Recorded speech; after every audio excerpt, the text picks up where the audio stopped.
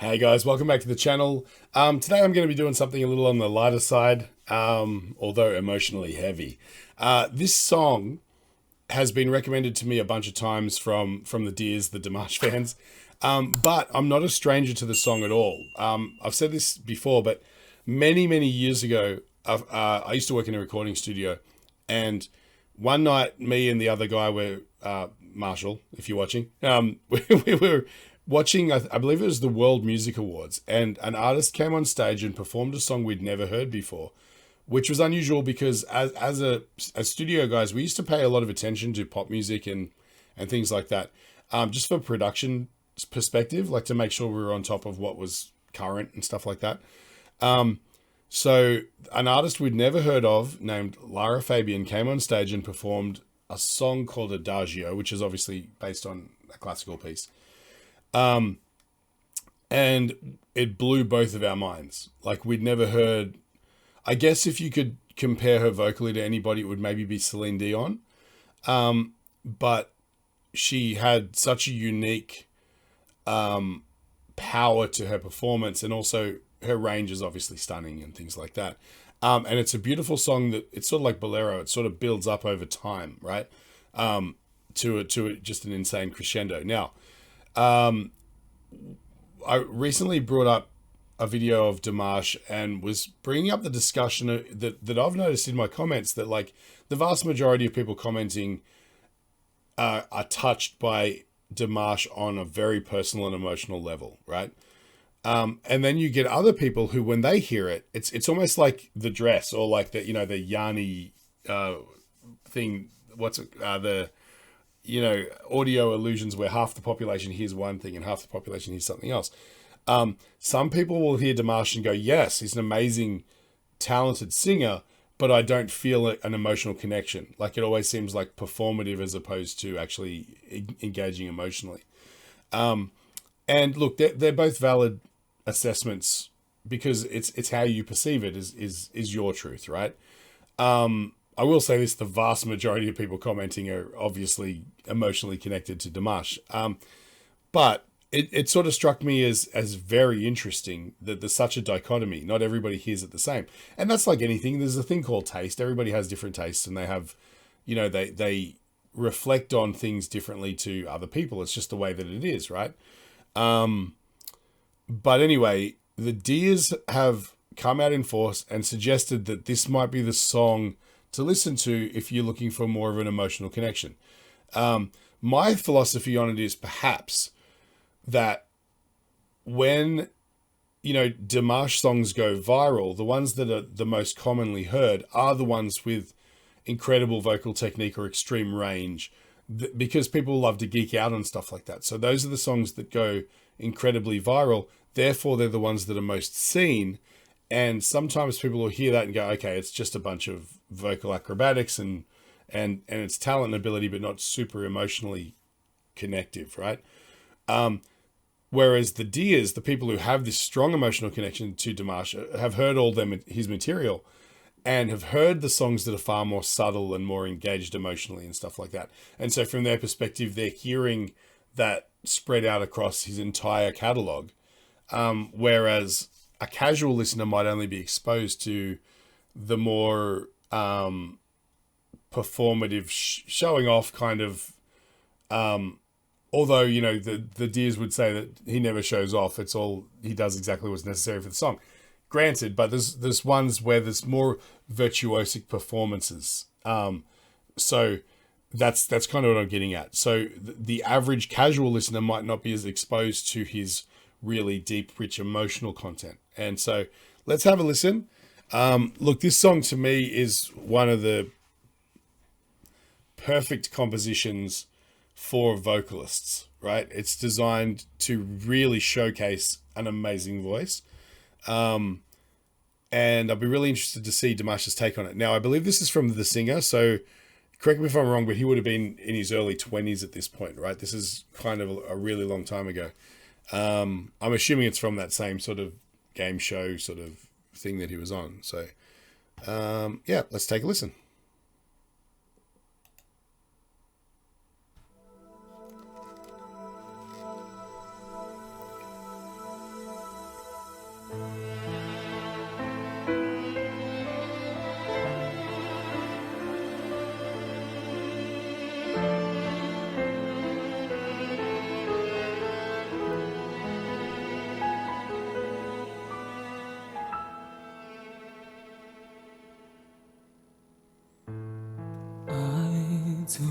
low.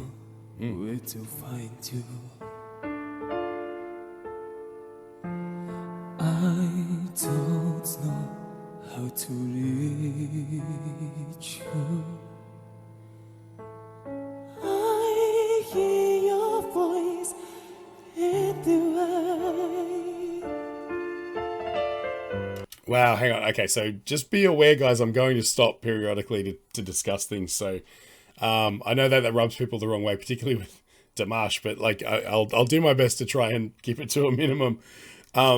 That was really interesting how he went up to sort of like his like a subtle breathy mix voice there, because that 100% emulates Lara Fabian's performance of that sort of.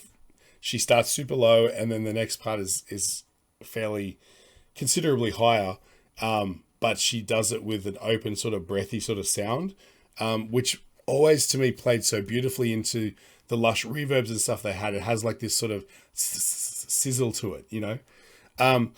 Now, I know, before you start typing, I know that Dimash is incredibly influenced by Lara Fabian. So that's a beautiful connection here. I've watched a couple of videos of him meeting her and stuff like that and getting all bashful, which was sweet. But yeah, let's go back. I just want to hear that transition one more time. Don't know how to reach you. I hear your voice in the way. I feel you under my skin. Isn't that vibrato? Within my heart and my soul, I wait for you. Adagio.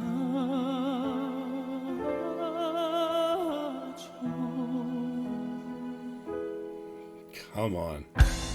How did I do without you?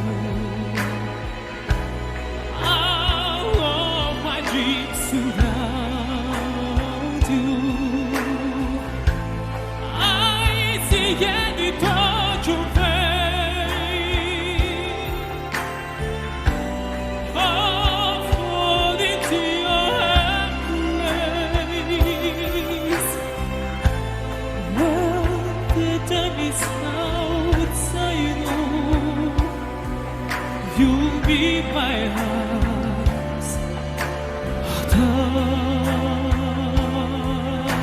Adagio. I know where this is going, obviously, but I just wanted to focus on through that whole section. There's so many voices that he does, you know, like, so he starts off with that sort of breathy, sort of whispery kind of voice. And then when that second sort of half of the verse or the second verse, whatever it is, he comes in, he brings it in with a lot more support, but he's still holding back. You can sense that there's not 100% behind it.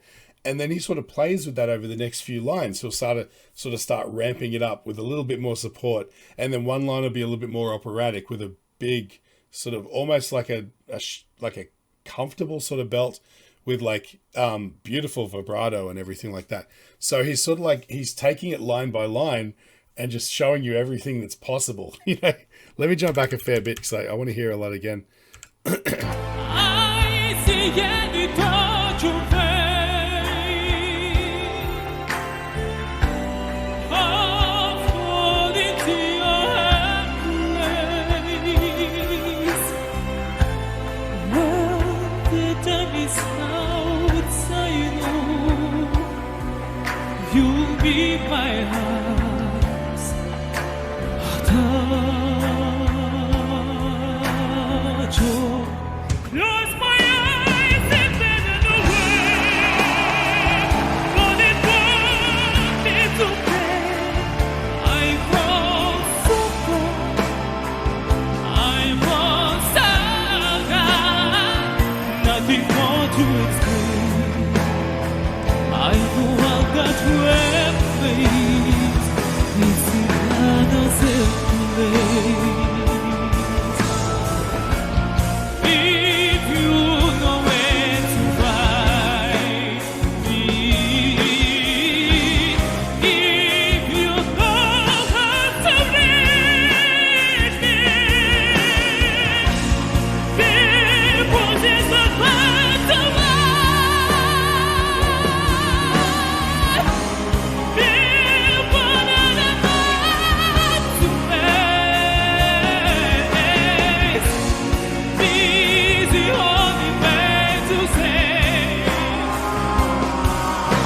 to hear my heart.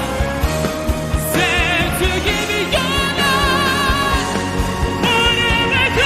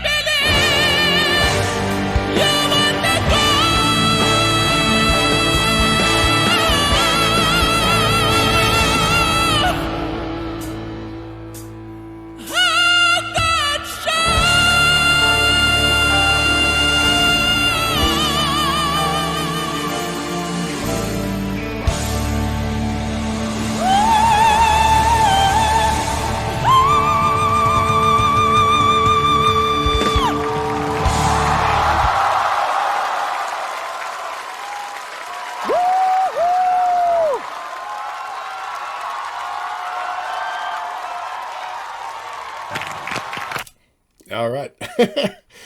Whew, we'll be right back with the summary. All right, guys. Imagine, if you will, a world where you couldn't hear all of Dimash's notes. That's kind of what it's like being colorblind. 1 in 6 guys, 1 in 200 women are unable to see all of the colors of the rainbow. Me, personally, I look at a rainbow and I see blue and yellow, and that's it. And I'm sure a lot of people are like that as well.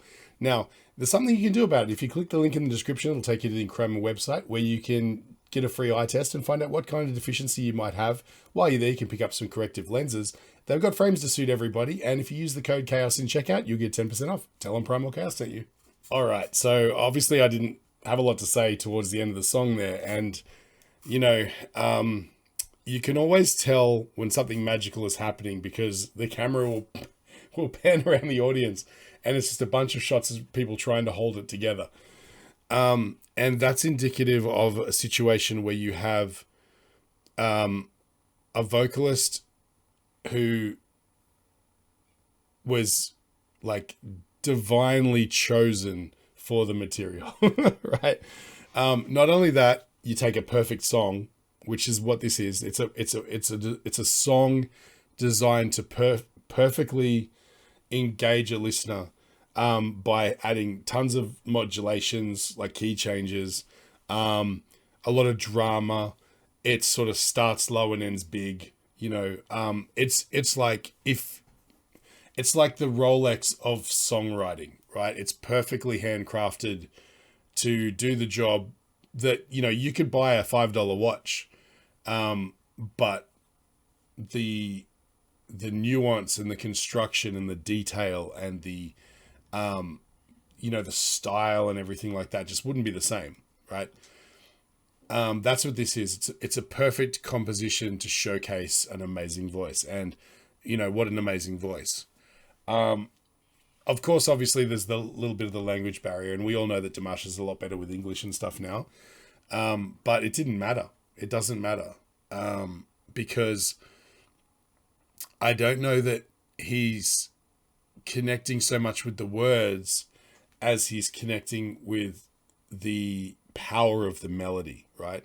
And in a lot of cases, that's all that matters. Like, I mean, I assume Dimash grew up listening to that song by Lara Fabian, not really knowing what she was singing about, because it really doesn't matter. It's the energy, it's the melody, it's the power of the human voice when placed against stunning composition. That's what this is. I mean, it's a 10 out of 10. You know, you could see it every time they showed the face of a grown man pulling this face and trying not to cry. You know, I mean, I was doing my best, but I just couldn't keep it together. It's just the rawness and the power of it. It's just so wonderful. Although having said that, I've said this before and I'll say it again. Ever since, because I'm 44, right? Ever, ever since I hit the age of 40, everything will make me cry. I don't know what it is. Never shed a tear from the age of like 7 through to the age of like 39. And then all of a sudden I'll see a puppy doing a trick and it'll be like, you know. But man, like, that's not to diminish the emotional capacity that this performance has. It was stunning and amazing. And like, I understand why, you know, everybody holds it with such, what's the word? It's held in such high esteem, you know, amongst the fans of Dimash and obviously this kind of performance. Yeah, that was really cool. I'm glad I checked it out. I might see, I'm not sure if Lara Fabian even has a music video, but at some point, not straight away, but maybe some point in the future, I'll do her version as well. Because it's always good to check in with the original, you know. But yeah, man, okay, so thank you guys for suggesting that one. If you feel like I've brightened your day at all, feel free to buy me a coffee. I'll put a link in the description. All of these videos get demonetized. In fact, I'm not even certain this one will make it onto YouTube. So if it's there and you've watched it up to here, congratulations. This one got through. So, yeah, thank you so much, guys. Like, share, subscribe. That's always super helpful for the channel. And yeah, I guess I'll catch you guys on the next one.